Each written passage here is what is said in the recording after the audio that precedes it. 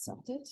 I always lose track of which lectures we're at. So this was a lecture. Who knows? It's lecture 14, right?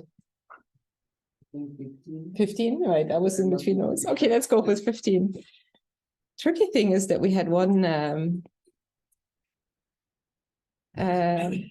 week was a single lecture that breaks the whole thing. Okay, so today we're gonna continue our look into the Gaussian integrals, and then talk about the upper critical dimension.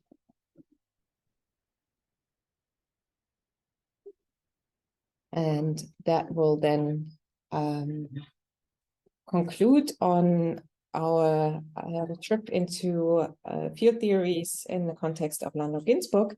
And next week we'll have Monte Carlo simulations. So how to solve dynamics numerically, which I believe is as important to know about, because if you're really solving a problem which is not a problem set where you already know that there will be a solution, but rather like a research topic, then numerical solutions are very important to check analytical results, or if you're going beyond what's available in analytic solutions, then at least you also want to combine analytic solutions and numerical solutions to test your numerical results.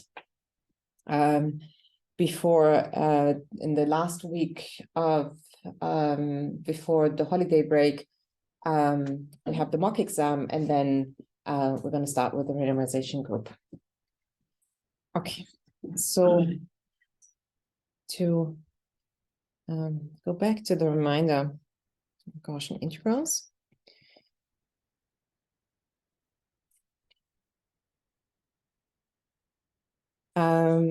The quick idea was that in one dimensions, I can solve a Gaussian integral of the form k over 2 phi squared plus h phi by doing a transformation of variables to complete the quadratic form up here, which allows me then to find as a solution of this Gaussian integral 2 pi over k e to the k over 2 h squared. And this can now also be generalized for n-dimensional Gaussian integrals, where we are now interested in solving integrals. We're not only integrating over a single field variable, but we have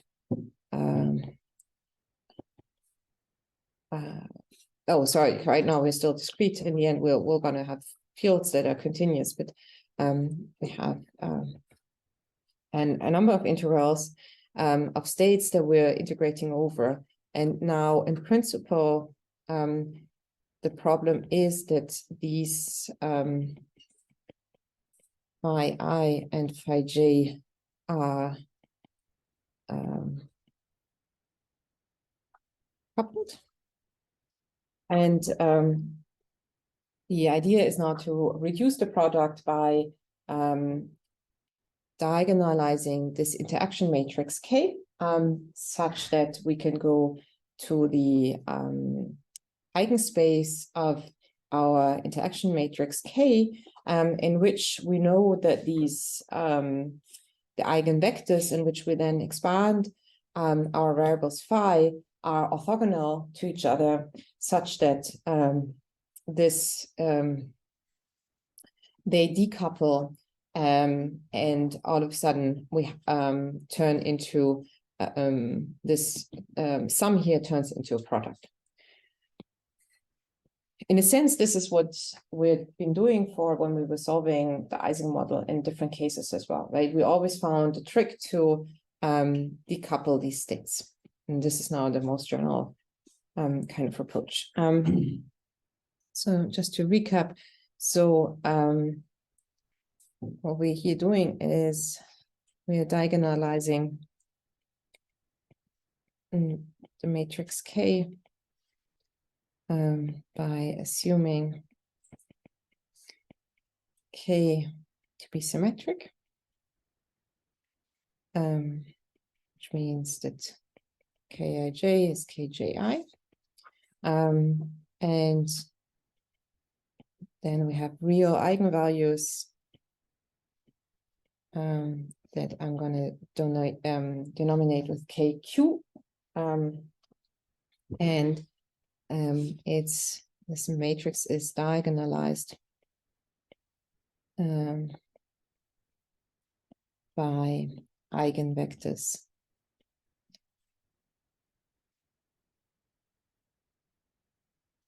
Q such that K acting on Q gives me exactly those eigenvalues and these eigenvectors. And then in this representation, we can now represent our phi i's in terms of the eigenvectors. Phi I, Q, which are orthogonal, an orthogonal set, and also then changing the integration variable here to then these prefactors here.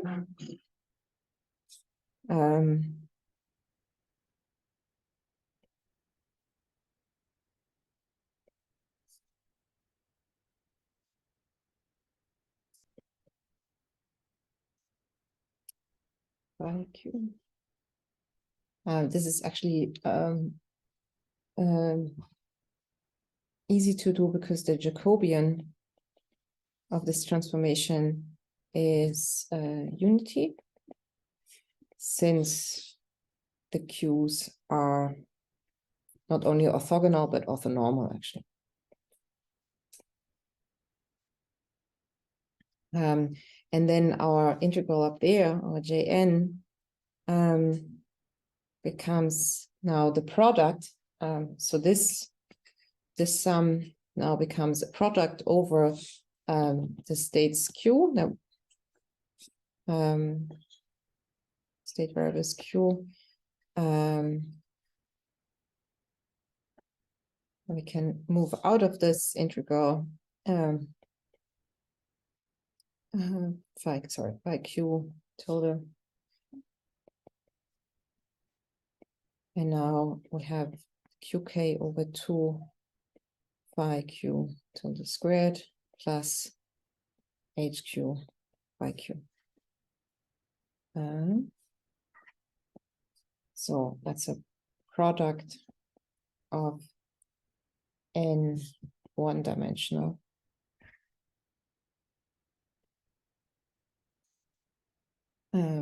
integrals. And so that makes then a whole lot of a difference because that one we already know the solution, which is what I recapped here. Because this one-dimensional integral we know then gives 2 pi over qk with qa, k, and the hq's up here. Copying down the product, we know that this is then 2 pi over qk exponent of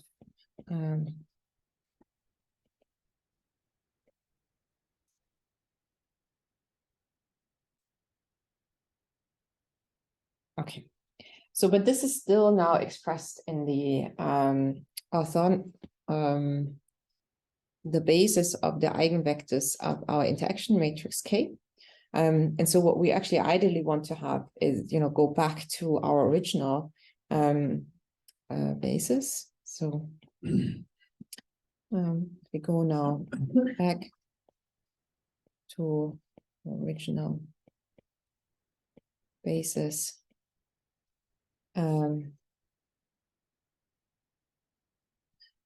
This is straightforward because what we actually have to do is to consider that this product over the states QK, this is actually nothing else than the determinant of our matrix QK, but the determinant of our matrix in the orthonormal, like the determinant making up the eigenvalues is obviously the same as the original because it's independent of the choice of basis. So this is just determinant of K, independent of choice of basis. And then this just becomes 2 pi over determinant of K exp.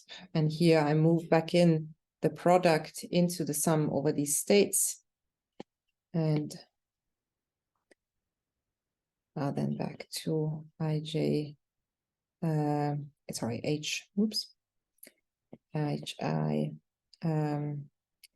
qij minus 1, hj over 2. Okay, so yay, we solved this n-dimensional Gaussian integral for discrete variables, but in field theories, we're interested in having continuous variables. So what we're going to do now is to actually take the continuum limit both on this basis of the integral and on that one to see how they are related. Now I can take the limit in infinity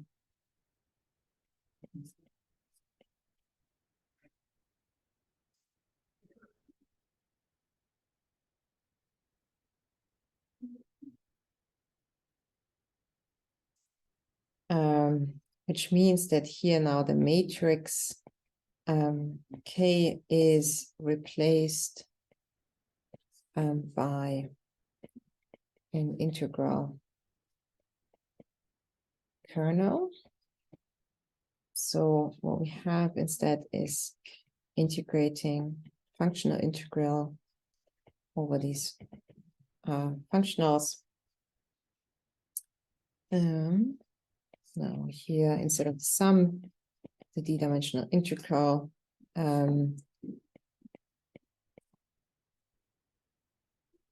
prime K is then the integral kernel acting on x and x prime over 2, phi at x and phi at x prime.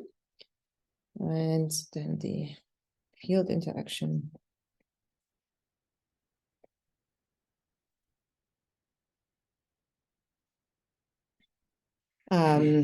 and the same taking the limit on the right hand side, we then find that this is proportional to the determinant of this integral to power of minus half, and this being written again as integral evaluated over x and x prime, where here again we have k minus 1 at x and x prime over 2 h of x and h of x prime. So what we did here is we left out a prefactor, right? There was this prefactor here. And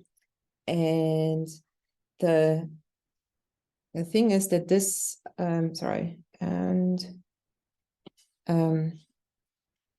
he left out a prefactor principal scales as 2 pi to the power of n over 2 that we get from the integrations. And if we send n to infinity, given that 2 pi is bigger than 1, this would diverge. So you should be a tad bothered. So this diverges in the continuum limit.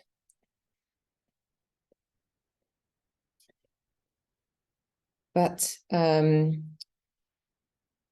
what we actually measure in any system is not really the partition function, but we measure derivatives of the partition functions, then the energies or magnetizations and so on. And so taking derivatives means that we're actually calculating the averages of quantities, right? When we take a derivative, we take down, say, the magnetization field, and we look at the average of the field. So it's looking at averages of these functions, and the averages are unaffected by this prefactor because they cancel out then. So we're aware of this, but we don't care because that's not.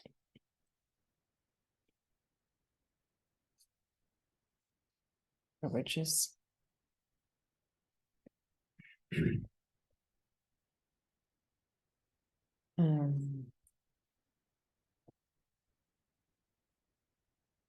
And we also have to still specify how I come up with this inverse kernel. So let me add this too, with the inverse kernel being defined such that it satisfies that the integral over all dimensions prime, say, of k by x and x prime and k minus 1 at x and x, sort of x prime and x prime prime, then gives you the delta function. Sorry, it's a d. Evaluated at x minus x.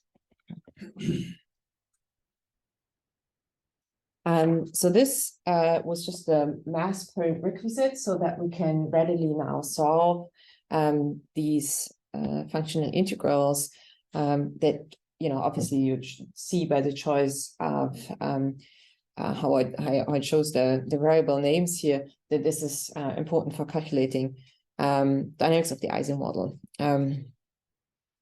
Okay. And so, yeah. Should this be a plus or minus in front of the hx in the first line of the current screen? This one, wait, this one? Yeah. I have a plus here, but that doesn't say anything. No, it would be consistent with the plus in my notation throughout. Okay.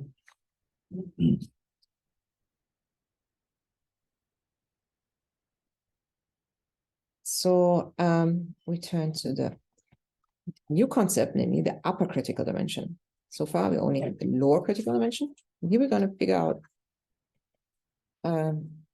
what it means to have an upper critical dimension.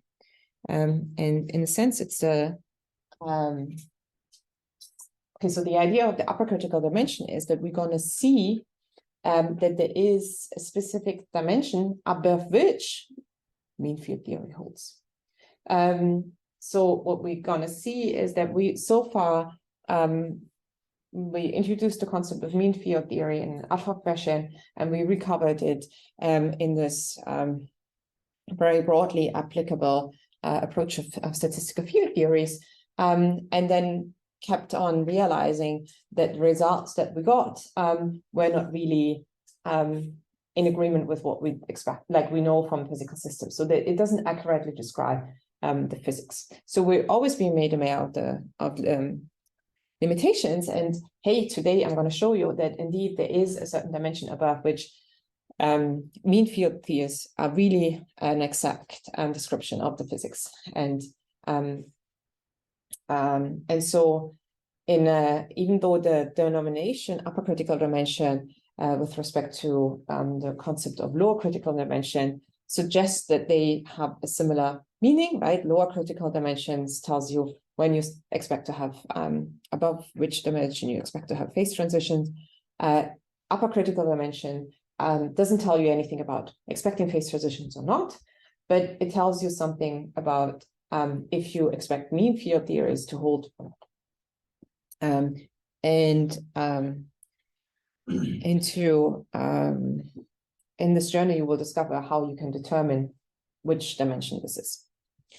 And so the way we're going to identify the upper critical dimension is that we learned on Tuesday that fluctuations are important to tell us what's going on at criticality.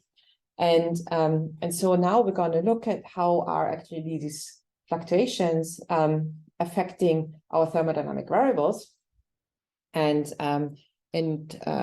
to which extent they are modifying the behavior or they're not. And so if they're not changing the behavior, then we don't have to care about the fluctuations in the mean field theory. Just the uniform field accurately describes the system. That's the idea. And this turns out to be true for above a certain dimension, the upper critical dimension. So question is, how do fluctuations around the saddle point? Yes.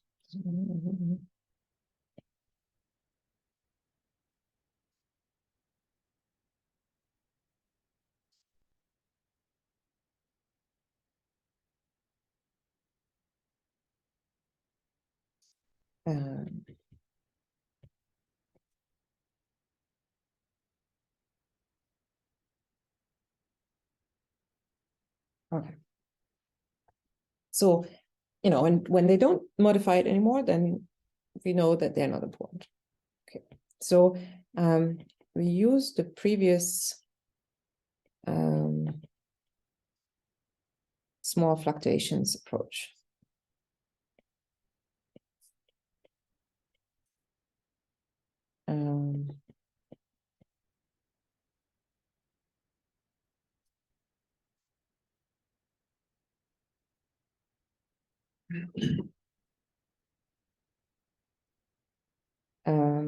Which said that we can write the effective Hamiltonian as a function of the magnetization as constant terms arising due to the uniform mean field, which are proportional to the volume of the system, first interaction parameter m mean field squared plus u m to the power 4, and then two integrals over the longitudinal and transversal fluctuations. Sorry, wrong bracket here. Phi L squared plus phi L. Oh, and I missed out. Oh, no, it's the K. Okay. Phi L squared over psi L. These are the longitudinal fluctuations, and these are the transversal.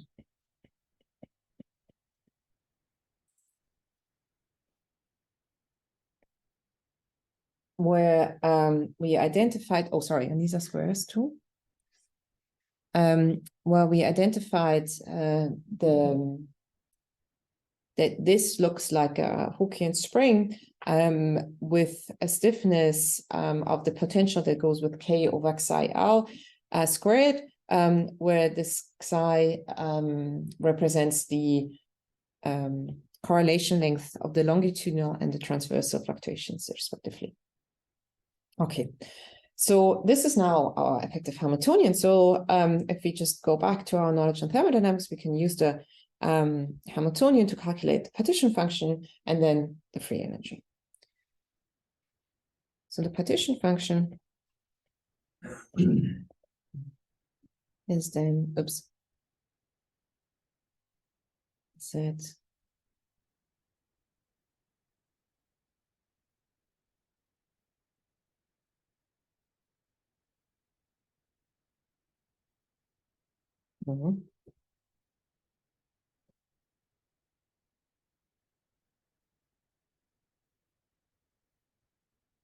and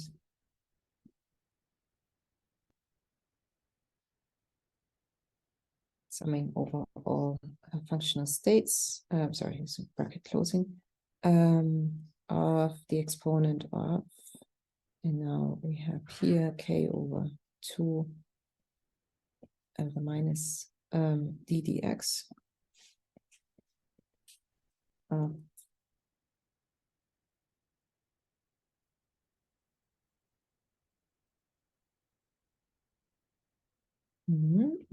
And similarly, sum over states of the transversal fluctuations.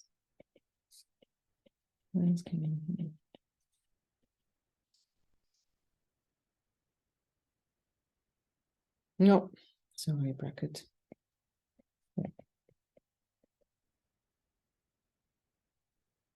Okay. Yep. And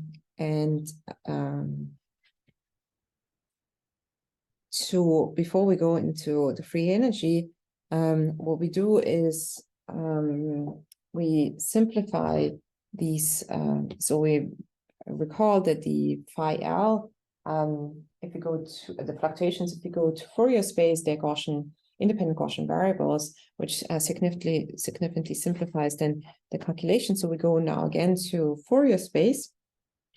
Oops.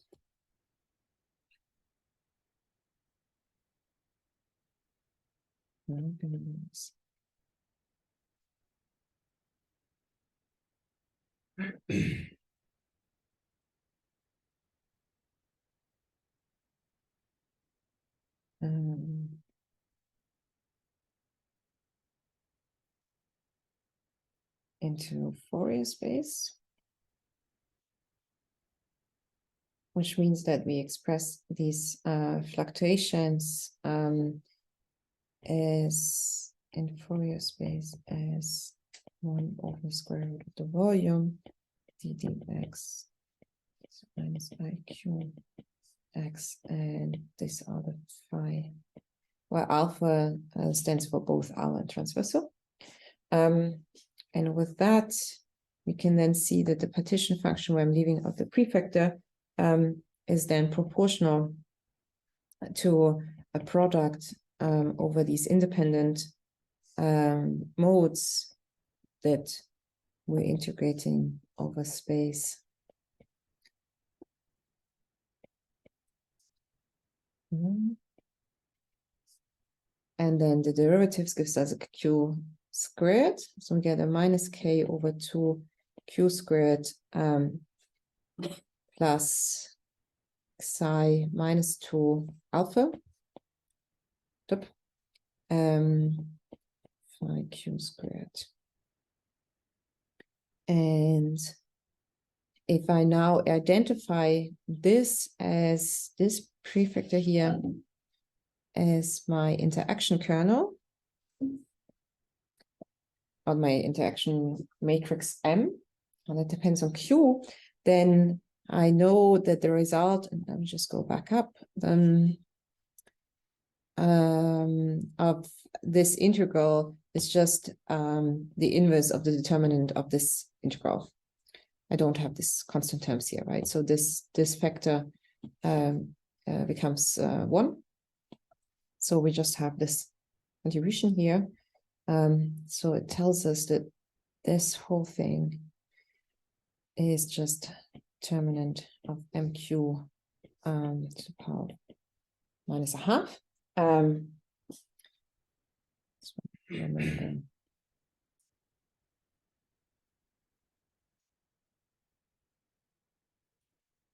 that's nothing else than taking the product over all the eigenvalues of MQ. Right? So since we are interested into thermodynamic properties, we should have the free energy. We take the ln, so we have then a half ln of the determinant of M, which is nothing else than S minus a half, summing over all the states of ln over all the eigenvalues MQ. And this we can now re-express in as we define Q as this being minus V over 2 integral over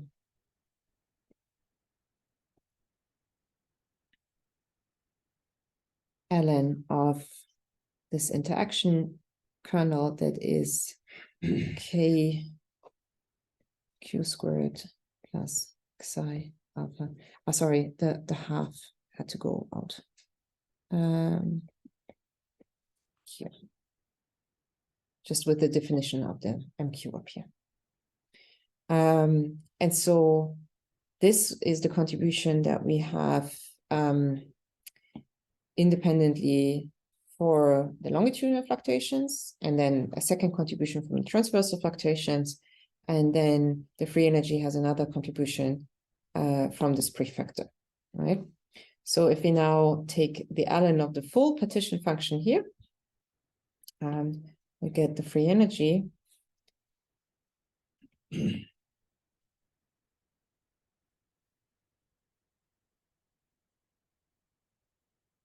We make it the density becomes beta small f then minus ln z over the volume, and then so ln of this exponent gives us as mean field contribution,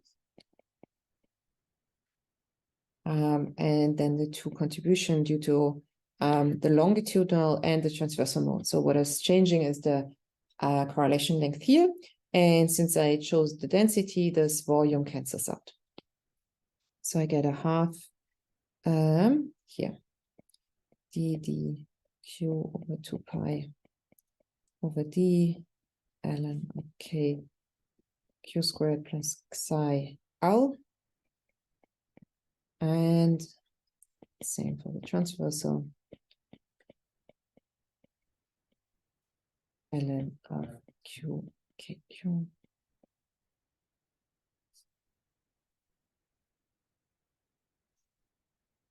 Sorry.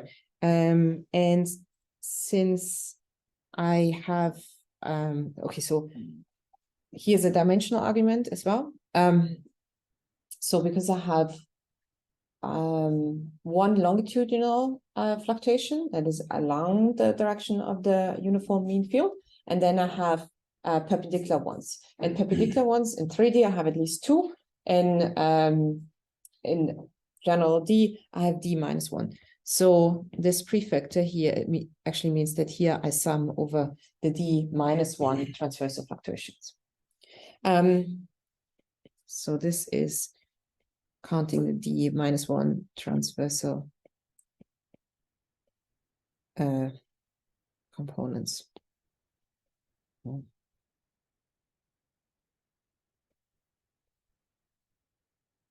Now we already see that this approach is actually really will be successful in determining what are the corrections that we get compared to the mean field result, right? Because our free energy density really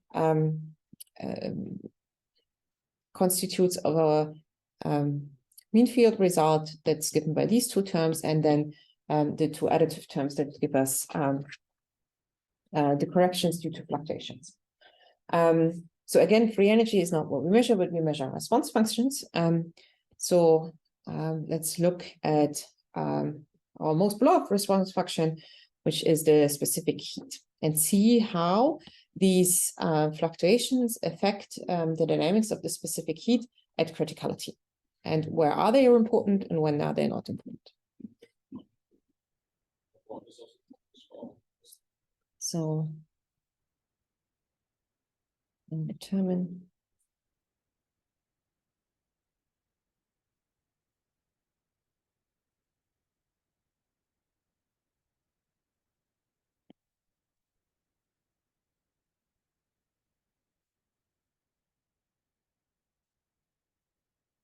and so for this we need actually dependence of psi L and psi T on the reduced temperature.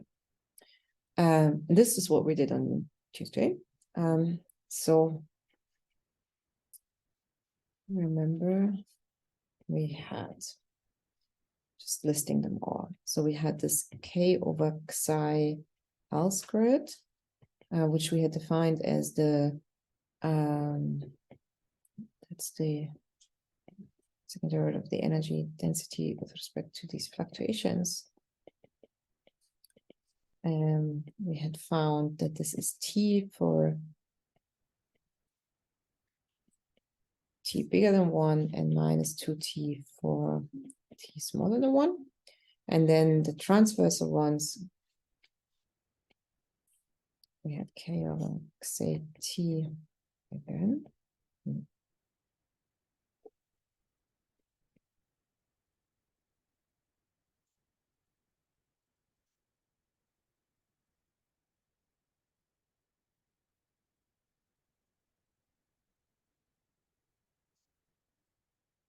And this was also proportional to T for above the reduced temperature, but actually 0 below, right? Because that was the symmetry hurricane due to the Goldstone modes.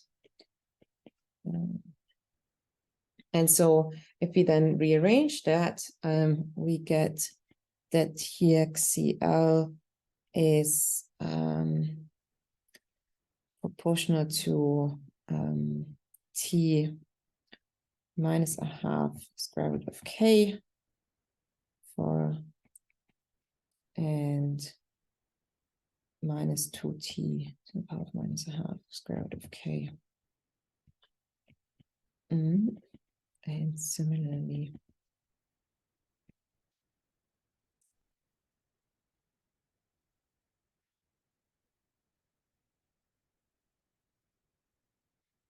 and this is now infinity. Who? All the way.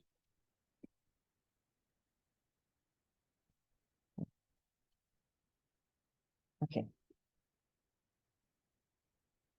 And so from that, we can now calculate the singular part of the specific heat.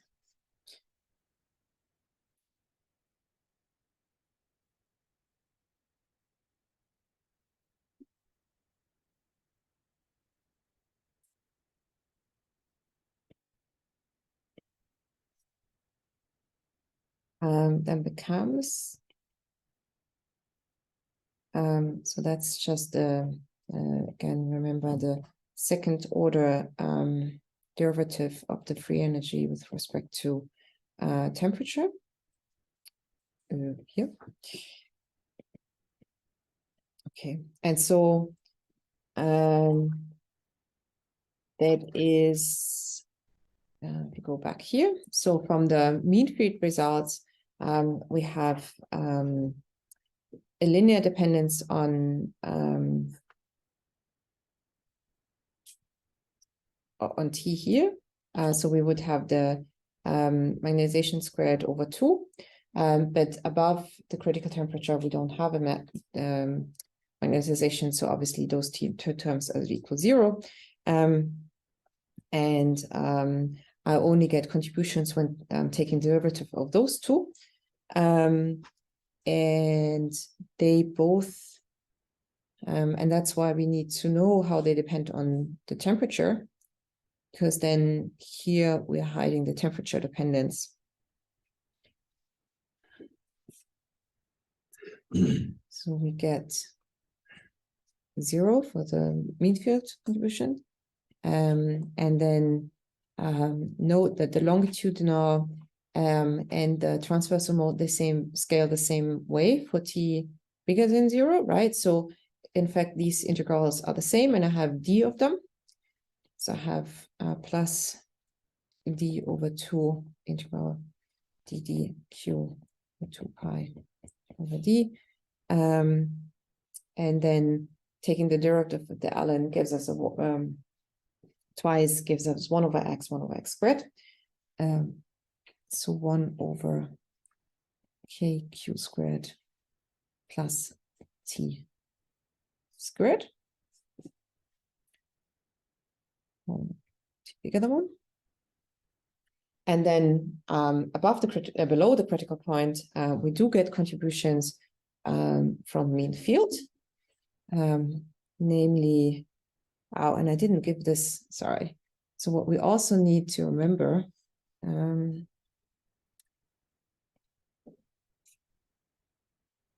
the magnetization squared is 0 for above the critical point, but okay, here we have it, minus T over 4U for below, right? Okay, so doesn't really fit on one page, I'm sorry. So we have here now a t to the power of 3 dependence, right? Where we get, and we also have a t to the power of 4 dependence here. And since here the prefactor is also proportional to u, these actually two both combine, and we had this before, 2 minus 8 over u. That's a mean field result. And then it gets more tricky for the fluctuations, because for the fluctuations, the transversal modes don't count, right? Below the critical temperature because of the Goldstone modes. So I only have to look at the longitudinal, and they scale similarly apart from this factor of 2 than these, but I just have fewer of them, right?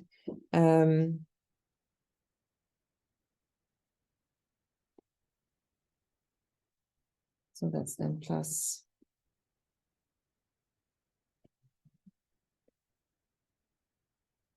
And this t comes, this factor 2 cancels. Okay, let me just write it down first.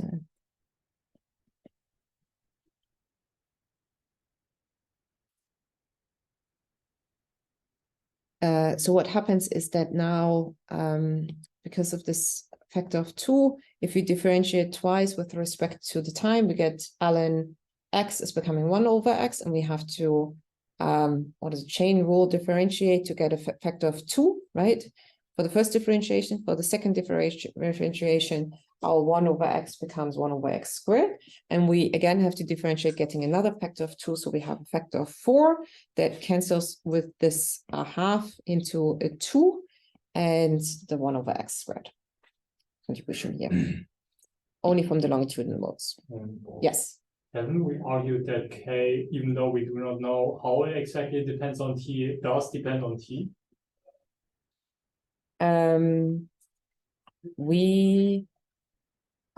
Sorry, let me quickly, jumping ahead. So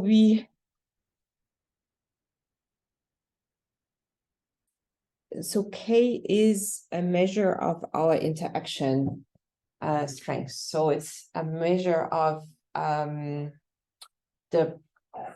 forces acting between our whatever entities we're looking at. So it's something that's not per se dependent on the temperature. So this is independent of the temperature. Otherwise, we would have screwed up now, right? Because we took differentiation with respect to the temperature. Okay. And the temperature dependence resides in the way we define, where is it? Scrolling back up. Here. So the way we designed these, or here, it's this here, right? We define the correlation length as being the time-dependent variable when making this choice of, which is basically a dimensionalization. But we had confirmed this answer that defining this restoring potential in such a way makes sense, because in fact we did see that we get an exponential decay of correlations that's governed by this length scale. Okay. We did on Tuesday. So we found that this assumption that this is a correlation length is actually true, and the correlation length holds the temperature dependence. Okay. Okay. So this is what we have now, and if we compare to the, let me put this here. If we compare to the mean field result at h equals 0, which, just to be sure, if you go back to through your notes, there will be a little different notation, but here just to adapt it to this current notation, what we had found there was that the free energy was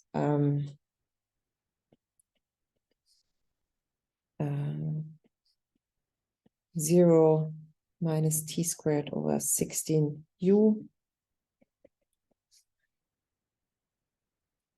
And so also then the specific heat jump at 0 field, which is then given by beta f second derivative, had a constant contribution, and then a jump from 0 to 1 over 8u.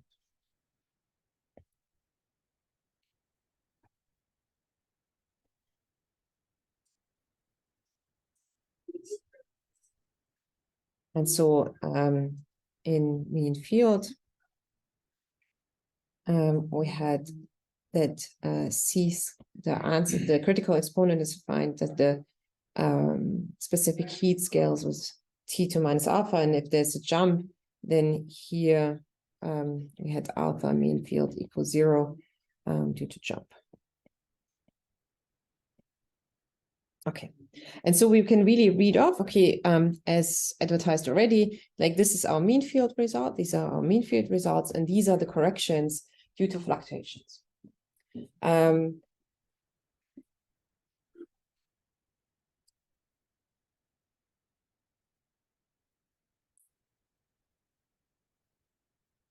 Correction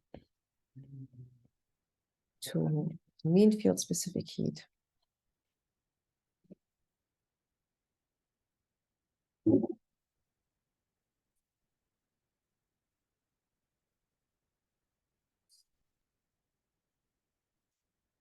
Where F is now referring to fluctuations. So this is proportional to, if I lump back out the K dependence and redefine the correlation length here, I can generally write this as 1 over K squared.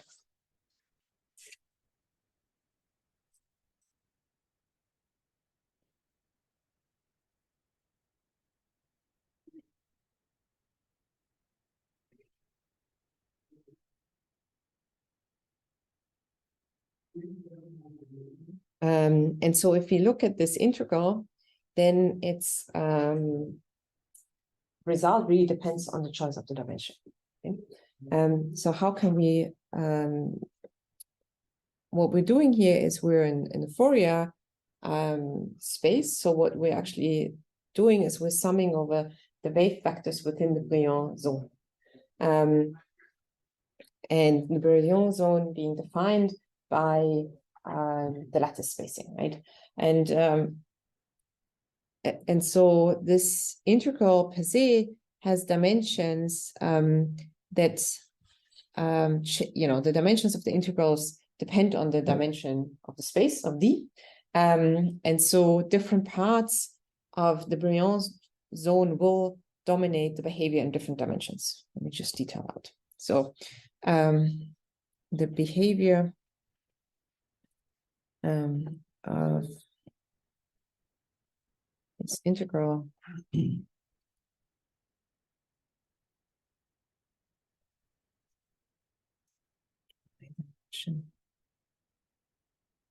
D. And so what we do here with this D to the dq over 2 pi D, and this is an integral over the Brillouin zone volume, which is kind of summing over all dq's up to the size of the Brillouin zone, which is 1 over, can you approximate as 1 over the lattice spacing?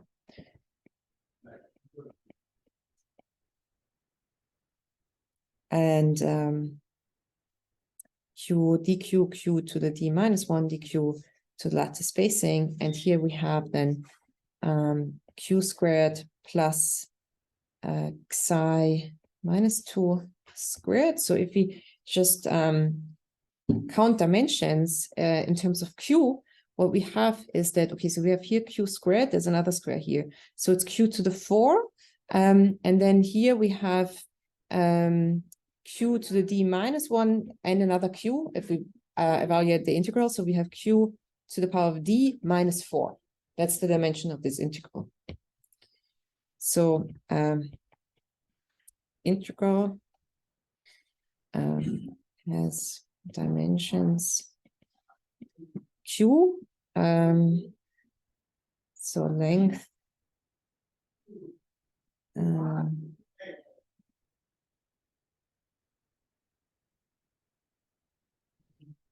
minus d, or q d minus 4, right? Hidden in this. So you can already see that something will change when my dimension crosses d equal 4. Okay? You can already see this from this just simple argument at looking at the dimensions of our integral. So for d bigger than 4, here, if we're d bigger than 4, then this exponent is positive. So and what will contribute most to this integral are large q's. Right? And so where do we find large q's? Well, large q's, given that we are bound to be within the Briand zone, that's at the end of the Briand zone. So the boundaries of the Briand zone will actually dominate this integral. So this is dominated by large q, i.e. the boundary of the zone, which we know is 1 over the lattice spacing.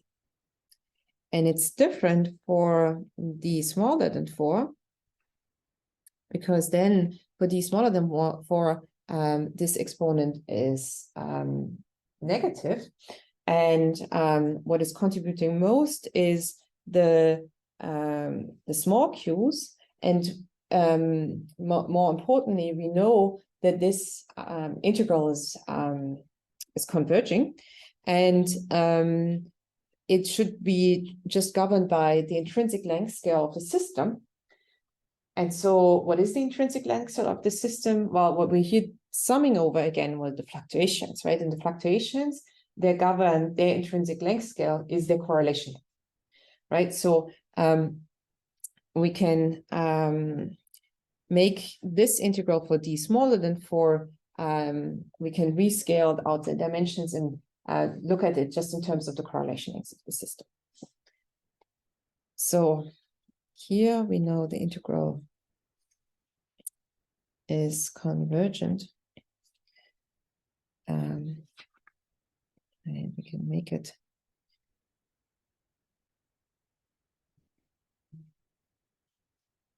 by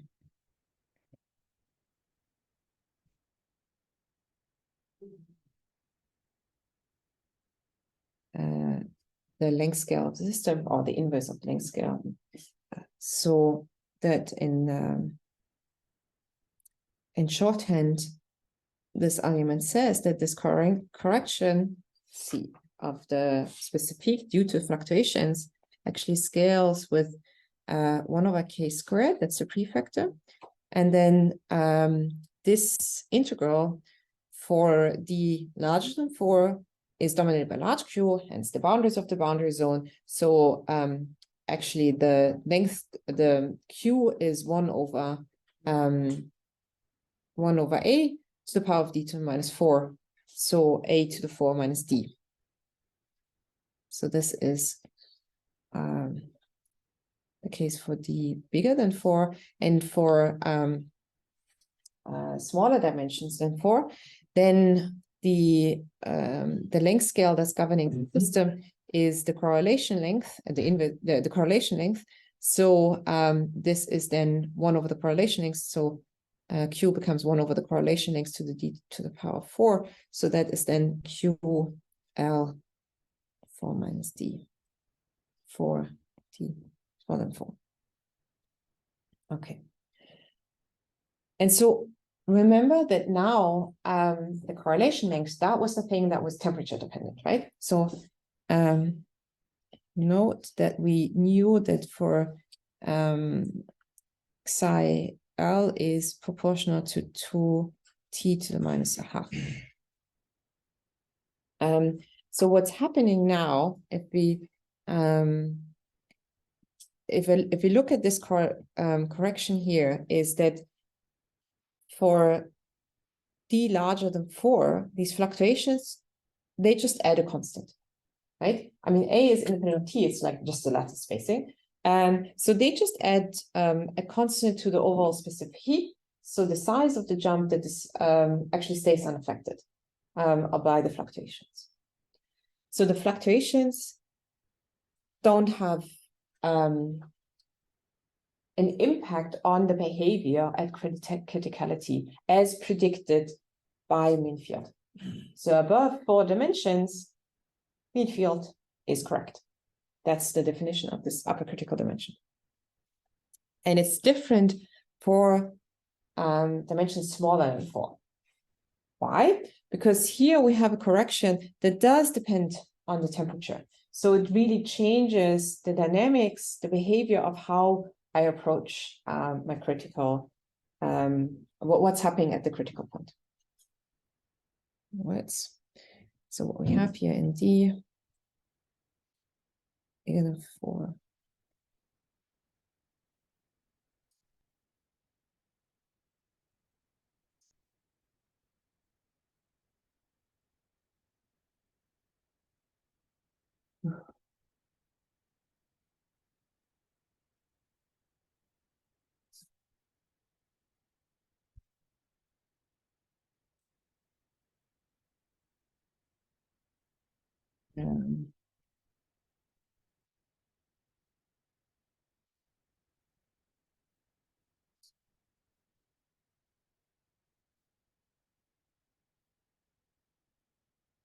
Let's see, it's unchanged.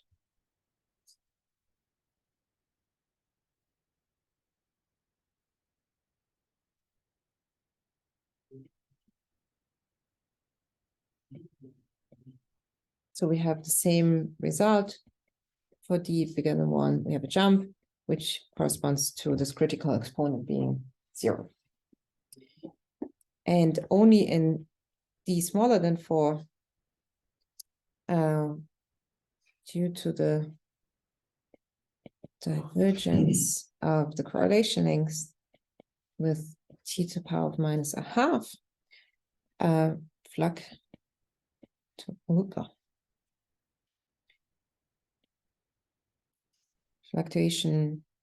fluctuation correction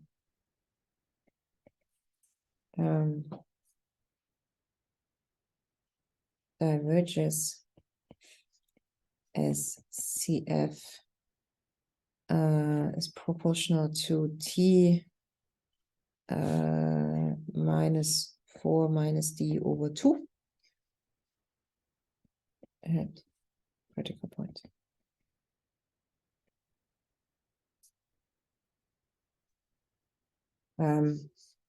And so we now find, remember that the critical exponent alpha was defined as somewhere here, as the dependence on the temperature to the power of minus alpha. So what I can read off here is that really this 4 minus D over 2 is the definition of alpha. So I have a different alpha for D smaller than 1.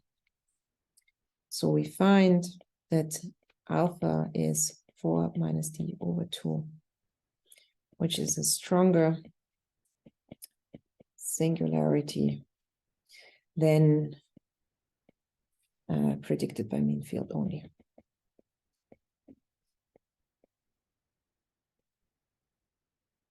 Let's give this a nice box. Oops. Okay. And so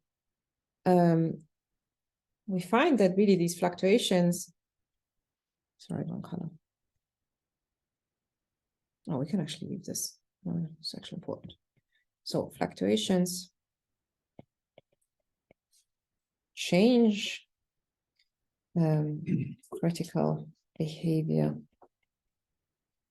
in the smaller than 4, while for the bigger than 4 mean field behavior is qualitatively, I get the correct scale that defines this upper critical dimension.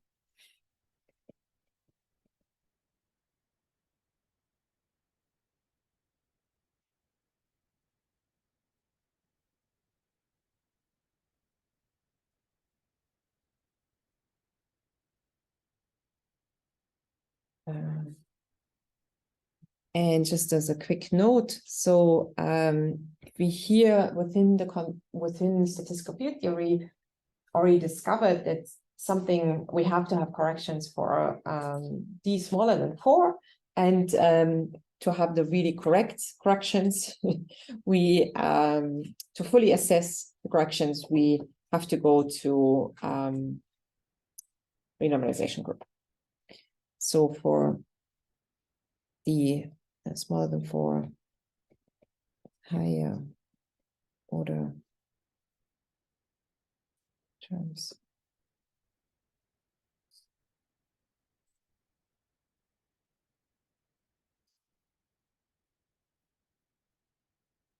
more, so here I need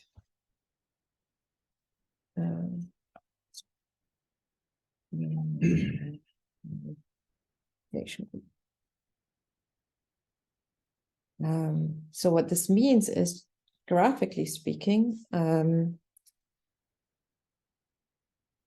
for the bigger than 4, oh gosh,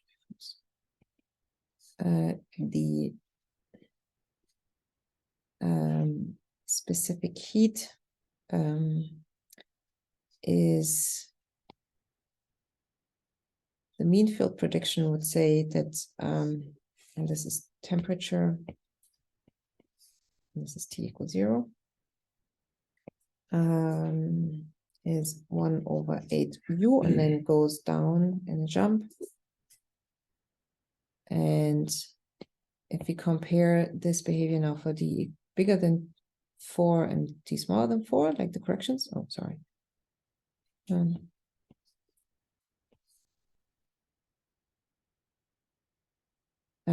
It's the same prediction. Mean field prediction is independent of the dimension. So this is mean field. And so for the bigger than 4, we expect to add a constant.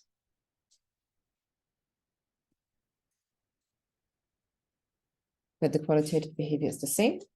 Whereas for the smaller than 4, we expect to add this diverging term, which means that the dynamics look more like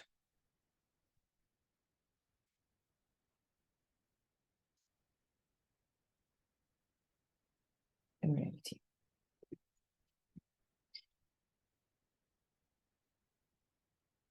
So what we find here is now that really, hey, our mean field results and what we can actually calculate are true in dimensions bigger than 4, which is a little bit of a downer, I agree, because typically what we look at is 3 dimensions, and so oh well, but as I said, I'm going to teach them with the color simulations, and then I'm going to teach you a normalization group, and then we're all happy, right?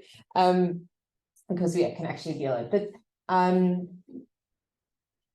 apart from this downer, that what we can easily calculate is only true in this case for bigger than 4. What we learned here is a straightforward method to actually assess, first of all, when would we expect mean field theories to be true? Because in principle, you could have a statistical field theory which has different behavior, right? I mean, there's more than beyond the Ising model, even though this class may not necessarily show you this, because the Ising model is the best to show you all these principles. So there's a strategy to find out when mean field theory holds, and also by looking at the role of fluctuations, have an idea of how fluctuations would actually change this behavior. So we not only identified this upper critical dimension, but we also learned about how fluctuations should change this behavior in the dimensions that we're mostly interested in. And so indeed, these results served as inspiration to compare to experimental data. Okay? And so this is when a funny observation came into play, namely that, for example, if we look at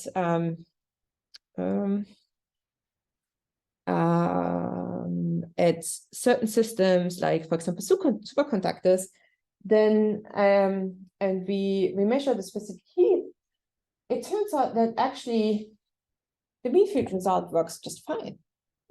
But we don't expect it to work fine, right? Because it should only work fine for bigger than 4 dimensions. So we find an unexpected agreement between experiment and theory. And so this unexpected agreement gave rise to the so-called Ginzburg criterion.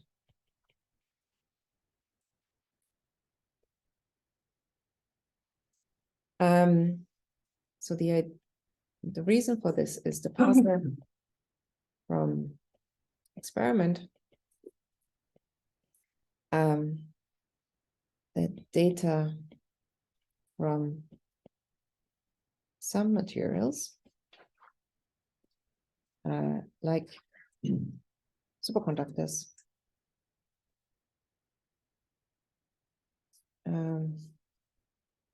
is well fitted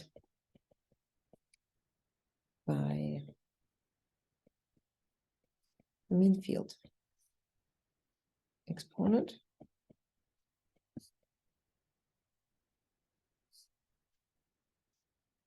although we just showed that fluctuations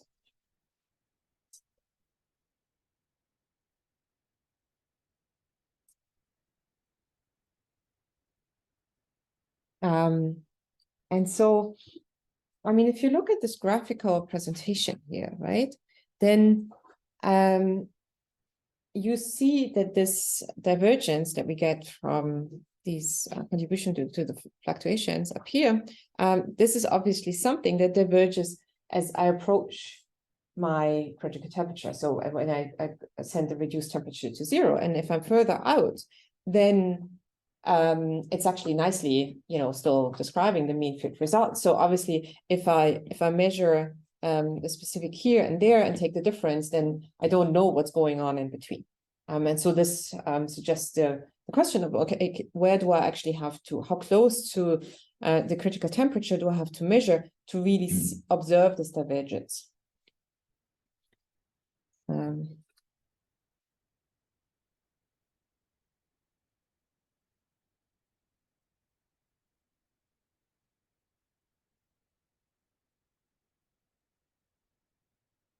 So how close to the critical temperature do we need to be in order for fluctuations to be important?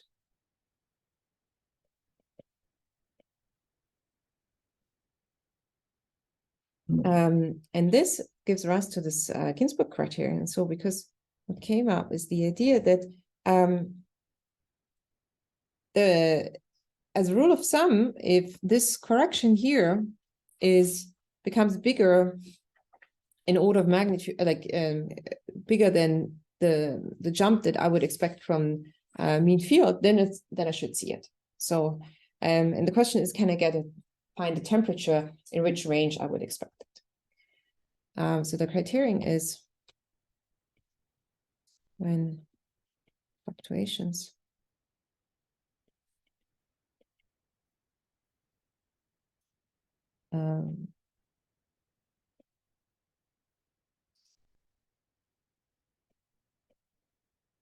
CF, sorry, become larger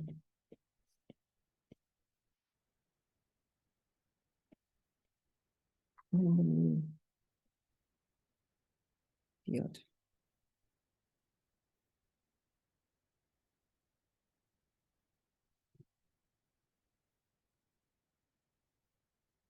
So in formulas, when CF becomes bigger than 1/8U, which is the mean field specific heat, or the change due to, sorry, the change in the mean field specific yield. And that's the so-called Ginzburg criterion.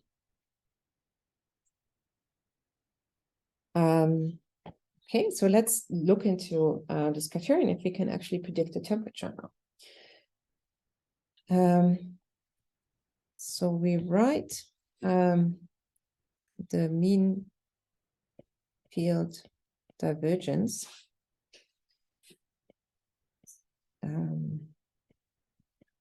of correlation length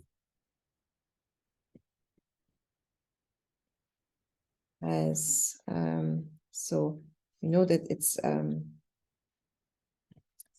that our Xi scales as sorry, let me just scroll back so you can see this is just the scaling, but there's a prefactor which we have written down somewhere here.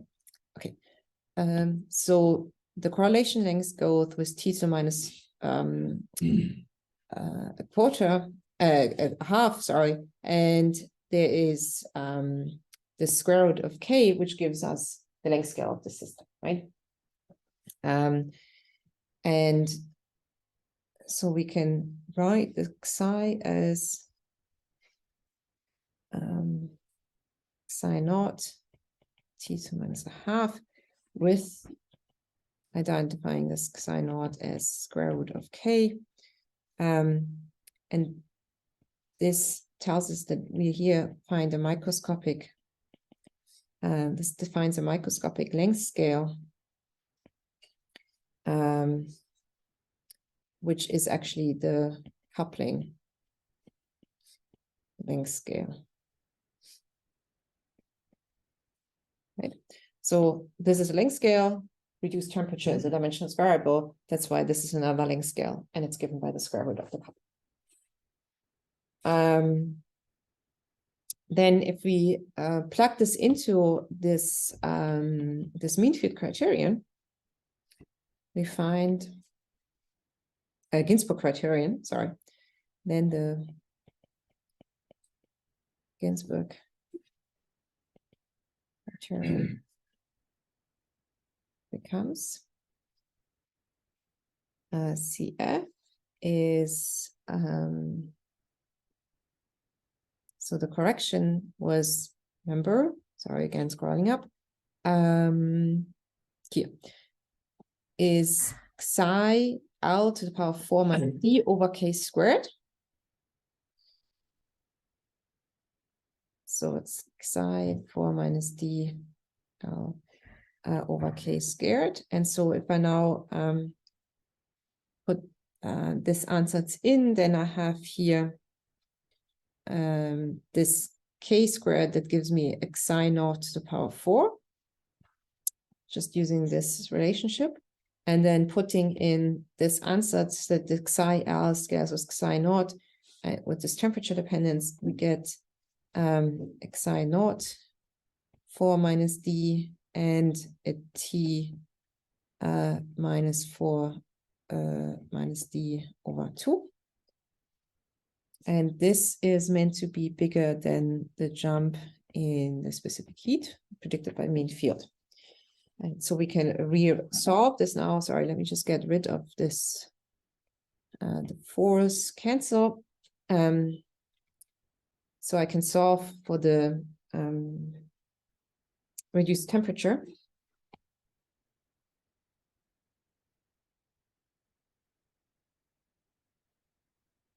To find and that T is smaller than 1 over psi naught over the delta C mean field to the power of 2 over 4 minus D. And this now defines the so-called Ginzburg temperature.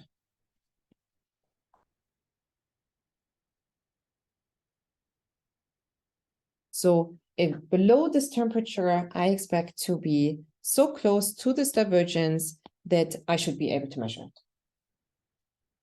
And now the cool thing is, by all these nice dimensionless arguments, we actually gain physical intuition of what is determining this temperature. Because if we go back, so this is our temperature, and it has the prediction from mean field, which is a value in units of energies, but it has another factor, namely this length scale of the system, right? And so this length scale is related to the couplings. It tells us something about the coupling of the system. And so we learned that the bigger this coupling, then the smaller the temperature. So the bigger the coupling, the closer I have to be at critical temperature to see the fluctuations happening.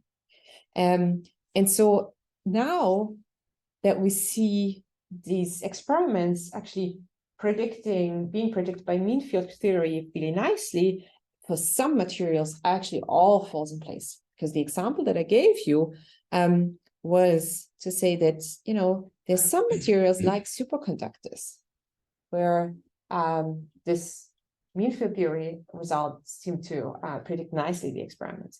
And if we now think about superconductor behavior, so what we have there is that what's driving the interaction are Cooper pairs. So these are delocalized electrons that are interacting on very large distances with each other due to their electric charge. And so you can have this interaction length for superconductors to be of the order of 10 to the 3 lattice spacing. So much, much bigger than like if you have like, I don't know, copper put together. And all of a sudden your Ginzburg temperature becomes very small. So this resolves the puzzle.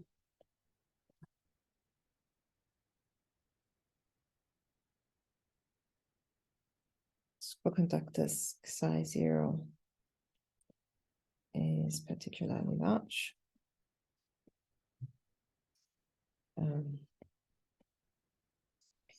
As the coupling length is the size of a Cooper pair. And so this microscopic interaction length can be 10 to the 3 lattice spacing. Due to the Coulomb repulsion.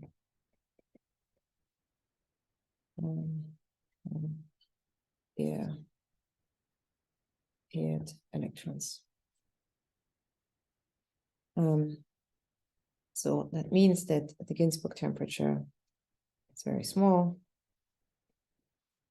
and we need to be very close to the critical temperature to see fluctuations.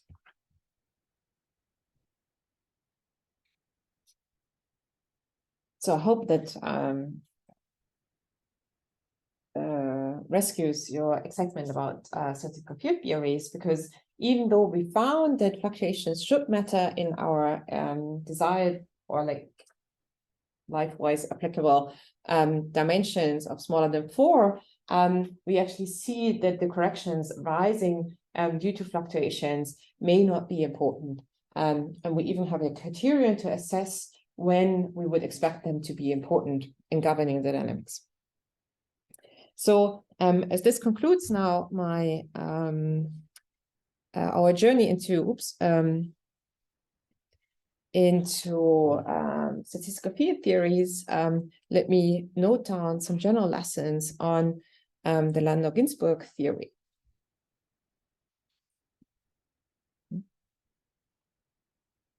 So our lessons from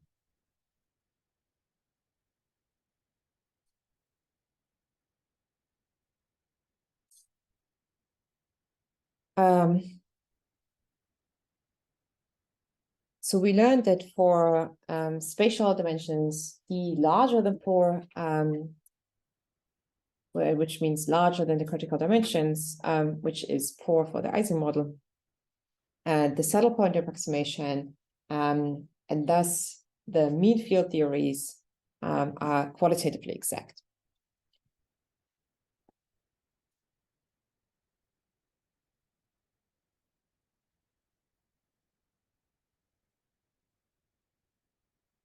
Larger than, generally speaking, the upper critical dimension, the Ising equal 4, the saddle point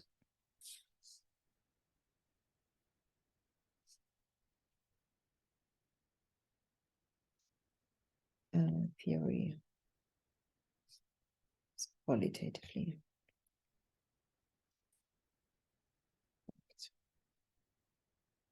For these smaller than the lower critical, so that's the upper critical dimension, and then we had the lower critical dimension. So for D smaller than the lower critical dimensions, we learned that the fluctuations are really strong enough to destroy any order, any spontaneous order, and therefore we don't expect phase transitions to happen there. Than the lower critical dimension, which also okay, no, sorry. So the upper, this is, give me this upper lower is 2 if I have for continuous symmetry in the Hamiltonian, and the lower is equal 1 if I only have for discrete symmetry. Fluctuations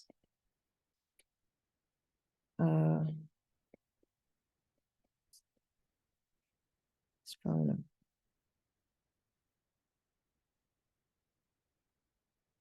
Destroy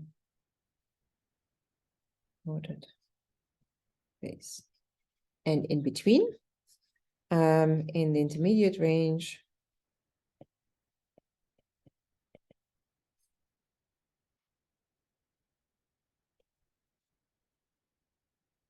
dimensions, fluctuations are strong enough to change the behavior of the transition, but not strong enough to destroy order.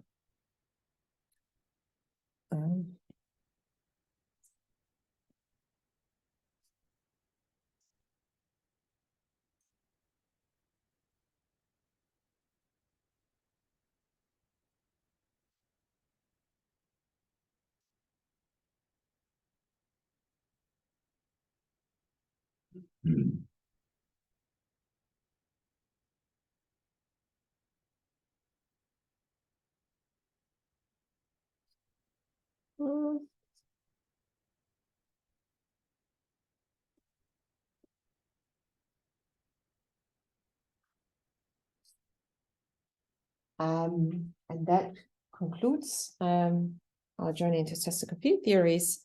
And next week, we're going to look into Monte Carlo simulations before you get your chance to assess how you've been doing so far in statistical field theory and advanced statistical physics. And then we dig into the normalization group and fun applications thereafter. Thank you.